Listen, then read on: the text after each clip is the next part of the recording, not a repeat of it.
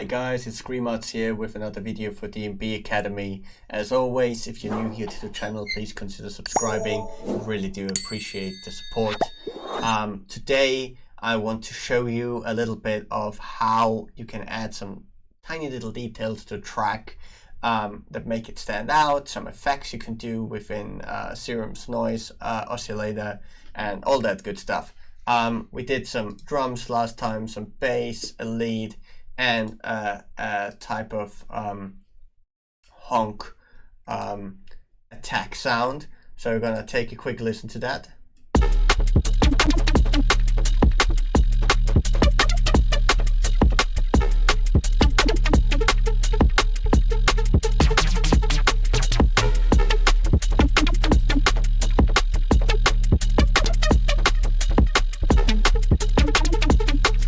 Yeah, and I just want to kind of add some effects here and there to that. So what I was really thinking was this kind of like kind of breathing noise every time this honk plays. And there's some really cool little noises here. There's this H breath here. So you can kind of make that breath. So you're gonna put on trigger. I put it on envelope actually. And then we're just gonna EQ that a bit.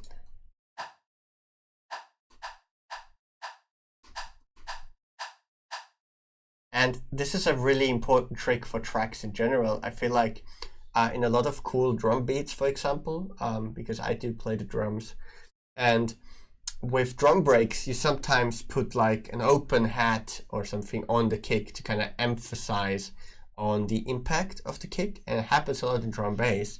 And with deep drum and bass, the more minimal stuff, you can use it, you know, but I think sometimes just using like little or something that has like a similar frequency range can make that happen just as much, and you get a more pronounced first hit and kind of like more attack on that hit.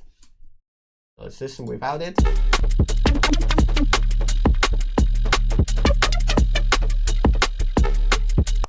And then with that sound, I think it will make a difference. Take a listen.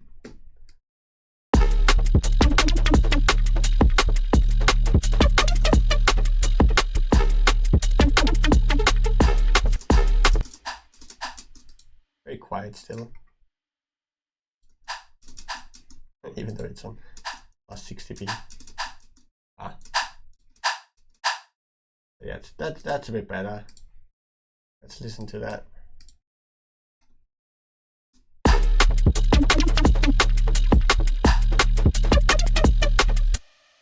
It can also stand on its own.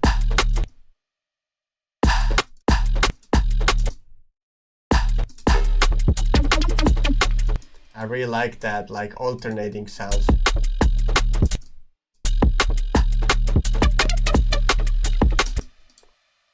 And if you want, you can make this into a whole new type of hat arrangement type of deal.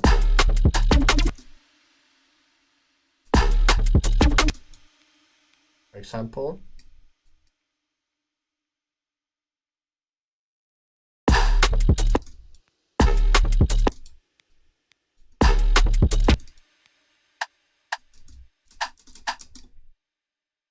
you can actually use that as an element.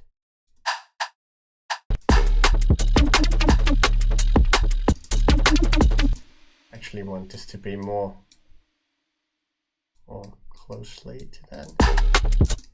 Yeah, exactly. You can make that into like a groove.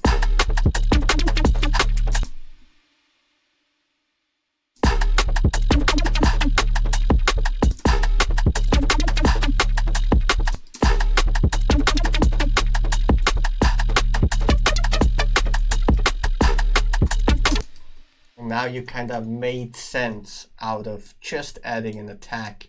You made it something more. And to kind of keep the strength on the attack, you could, for example, add a little bit of AQ and automate that. So every time the first one hits, the EQ is normal.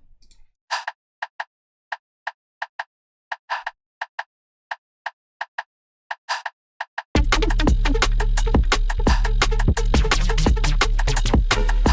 can automate that too for some interesting effects.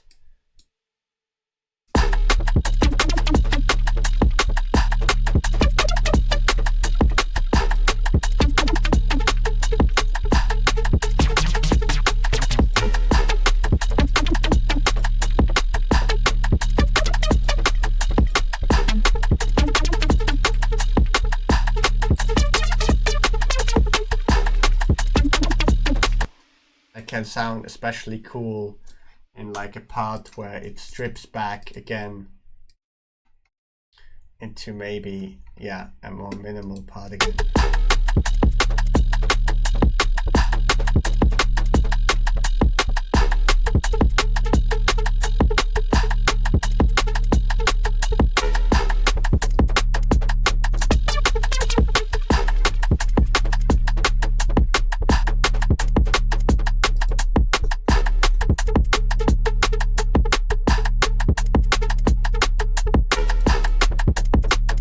Now you basically made like a cool little hat loop that also is a kick attack at the same time, but also evolves into a groove. You can obviously keep it very simple and just use it as a kick attack or so, but that just shows what possibilities you have within Serum to just do some very fast effects that you don't need samples for. You could also use that same sound, or for example, let's use something else just for the sake of it. You could just use the white noise. You could make very easily some cool effects here. You could, for example, turn on the noise here in this oscillator, take this this macro here, turn it one directional, use that same macro on the level.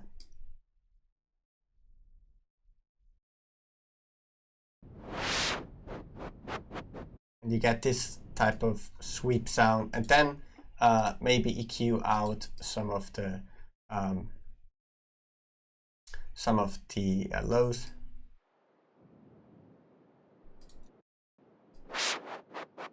And then it sounds almost like scratching now, but you could actually just use this to make small little whooshes.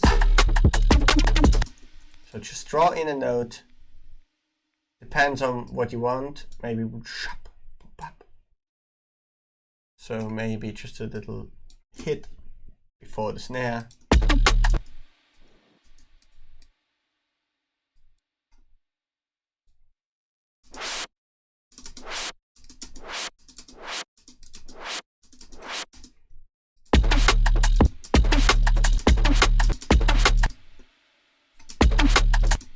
Can also be cool before a kick. Or shorter. Can make it shorter too, obviously. Yeah,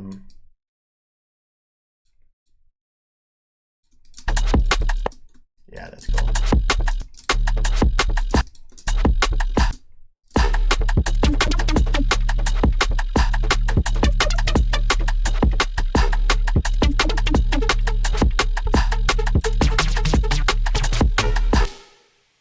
And as like a transitional sound.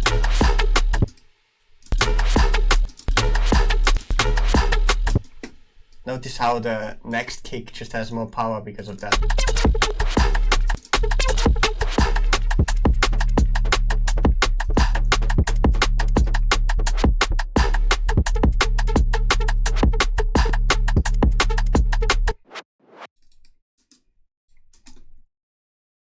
You can change the tonality with Q. And now that you have like the thing, you can just choose different noises, put in your own noises. For example, that one's cooler in that case. You can also just use that to make a riser if you just make that longer and all of these things. That's just all the cool stuff that's hidden there. But if you don't want to use it as like an obvious effect, you can literally choose the weirdest sound and you can get some cool stuff. Because essentially we did a filter movement on some weird noise.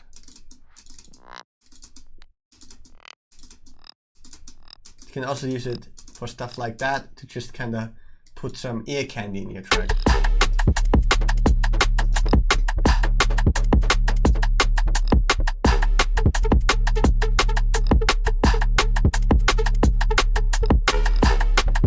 That sounds like a frog sound. Add some reverb to that.